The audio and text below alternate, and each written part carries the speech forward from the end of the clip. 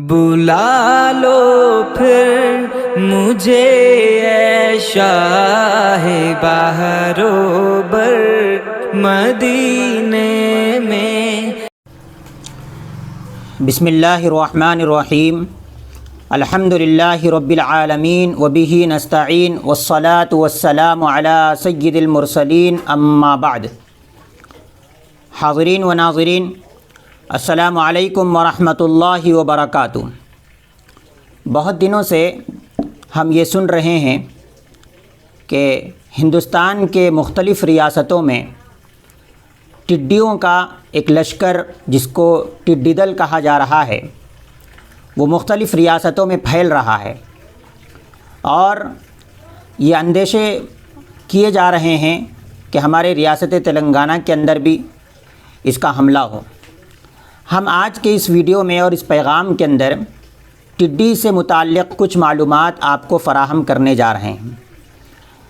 حاضرین و ناظرین، آپ یہ یاد رکھیں کہ اللہ تعالیٰ کی بے شمار مخلوقات میں ٹڈی بھی اللہ کی ایک مخلوق ہے۔ یہ اللہ کی اس مخلوق کے اندر بہت ساری خصوصیات بھی ہے اس کے، اور قرآن مجید کے اندر بھی اس مخلوق کا ایک موقع سے ذکر کیا گیا ہے۔ پارہ 9 کے اندر سورۃ الاعراف میں اللہ تعالیٰ نے ایک جگہ پر ارشاد فرمایا، جہاں پر موسیٰ علیہ السلام کے زمانے میں مختلف طریقوں کے عذابوں کے اتارے جانے کا ذکر ہے۔ سورۃ الاعراف میں وہاں پر اللہ تعالیٰ نے 5 عذابوں کا خصوصیت سے ذکر کیا گیا۔ حضرت موسیٰ علیہ السلام مصر کے اندر 20 سال لگاتار ان میں دین کی اور ایمان کی، اسلام کی دعوت ان کو دیتے رہے، اور دین کی تبلیغ کا کام 20 سال تک لگاتار کرتے رہے۔ لیکن فرعون کے جو ماننے والے تھے، ان کے اکثر لوگوں نے موسیٰ علیہ السلام کے پیغام کو قبول نہیں کیا اور ہٹ دھرمی کرنے لگے، مختلف طریقوں کے سازشیں کرنے لگے۔ موسیٰ علیہ السلام کو قتل کرنے کی سازش کی گئی۔ چنانچہ جب یہ بات نہیں مانی گئی اور اللہ کے اس پیغام کو فرعون کے ماننے والوں نے نہیں مانا، تو اللہ تعالیٰ نے ان کو تنبیہ کے طور پر اور ان کو بیدار کرنے کے طور پر مختلف طریقوں کے عذاب اتارے، جہاں پر وہاں 5 قسم کے عذابات کا ذکر ہے۔ تو سب سے پہلے جو عذاب کا ذکر ہے وہاں پہ طوفان کا، کہ اللہ تعالیٰ نے طوفان بھیجا، تو طوفان کے ذریعے سے بہت ساری بربادیاں آئیں۔ جب یہ بربادیاں آئیں تو فرعون کے ماننے والے حضرت موسیٰ علیہ السلام کے پاس آئے اور کہنے لگے، اے موسیٰ، اللہ سے دعا کر دیجئے کہ یہ بارش اور یہ طوفان ختم ہو جائے تاکہ سب کو راحت مل سکے۔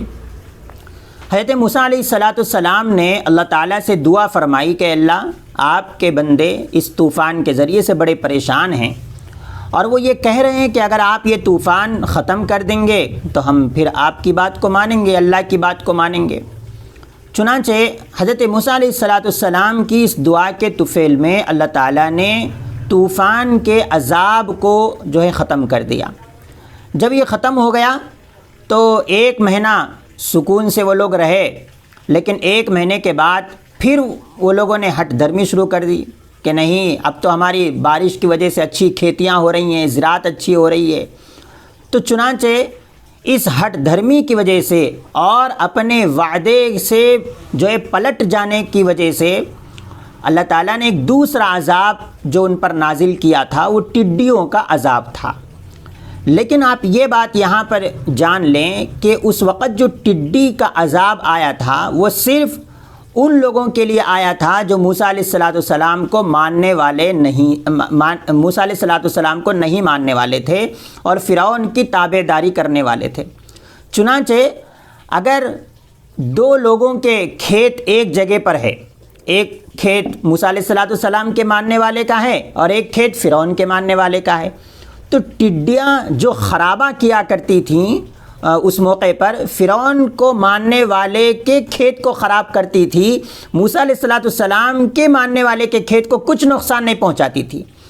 تو گویا کہ اس وقت ان ٹڈیوں کا جو عذاب آیا تھا موسیٰ علیہ السلام کے زمانے میں فرعون کے ماننے والوں پر، وہ فرعون کو ماننے والوں کی تنبیہ کے طور پر آیا تھا۔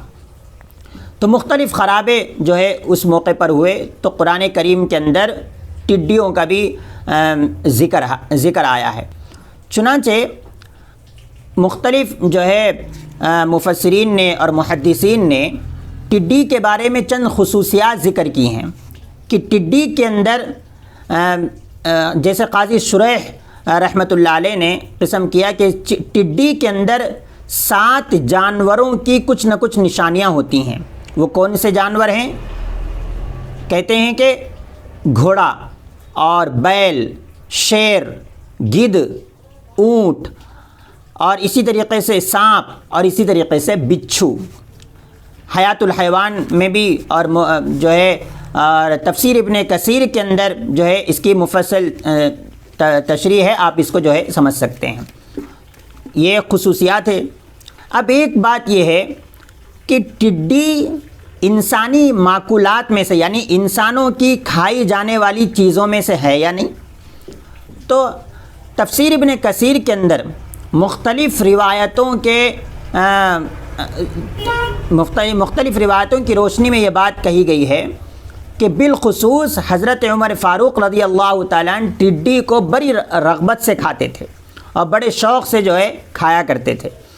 آج بھی دنیا کے بعض ممالک کے اندر یہ انتظار کیا جاتا ہے کہ ٹڈیاں کب آئیں گی اور کب ہم ان کو جو ہے کھائیں گے۔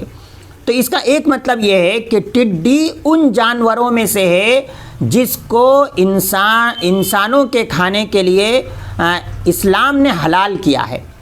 اور حدیث کے اندر اللہ کے نبی علیہ الصلاۃ والسلام نے فرمایا کہ 2 مردار ایسے ہیں کہ جس کو کھایا جا سکتا ہے، ایک مچھلی اور ایک ٹڈی۔ یہ 2 مردار اگر یہ مر بھی جائیں تو ان کا کھانا اسلام کے اندر جو ہے حلال ہے۔ لیکن ایسا ہوتا ہے کہ انسان کی بعض چیزوں میں رغبت نہیں ہوتی ہے۔ حضور اکرم صلی اللہ علیہ وسلم کے سامنے جب یہ چیز آئی تو حضور صلی اللہ علیہ وسلم نے اس کو ناپسند کیا کہ یہ حلال تو ہے، میں اس کو حرام بھی نہیں کہتا، لیکن میرا دل یہ چاہتا ہے کہ میں اس کو نہ کھاؤں۔ یہ حضور اکرم صلی اللہ علیہ وسلم کی جو ہے طبیعت کے موافق تھا۔ پھر آخری بات یہ ہے کہ کیا یہ جو ٹڈیاں آتی ہیں کیا اس کو عذاب ہی کے نظر سے دیکھا جائے یا پھر یہ اللہ کا تحفہ بھی ہے؟ تو دونوں چیزیں ہیں۔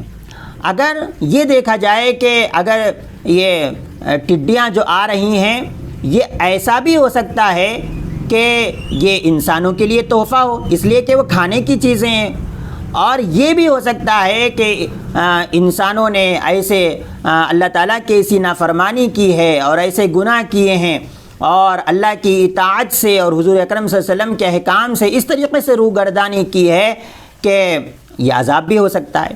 ایک آخری بات، اور یہ ایک واقعے کی روشنی میں کہ پہلی جنگ عظیم کے موقع پر شام میں ایک ٹڈیوں کا حملہ ہوا تھا، لیکن ایک انسان ایسا تھا کہ اس کے باغ میں ایک ٹڈی نہیں آئی۔ لوگوں نے بعد میں دشمنی کے طور پر اس کے باغ کے اندر لے جا کر ٹڈیاں چھوڑی تاکہ اس کا باغ بھی برباد ہو، ہم سب برباد ہوئے تو وہ بھی برباد ہو، لیکن ٹڈیاں اس کے باغ کو پھر بھی کوئی نقصان نہیں پہنچایا۔ تو وہ کہنے لگا دراصل بات یہ ہے کہ میں اپنے باغ کی زکوٰۃ نکالتا ہوں، اسی لیے اللہ کے اس مخلوق نے میرے باغ اور میری زراعت کا جو کام ہے اس کو کوئی نقصان نہیں پہنچایا۔ تو زکوٰۃ نے ٹڈیوں کے لشکر کے نقصان پہنچانے سے زکوٰۃ نے حفاظت کی ہے اور صدقے نے حفاظت کی ہے۔ اس بات کو بھی ہمارے علم میں رہنا چاہیے۔ اللہ تعالیٰ سے دعا ہے کہ اللہ تعالیٰ ہمیں سمجھ کی توفیق نصیب فرمائے۔ وآخر دعوانا الحمد للہ رب العالمین۔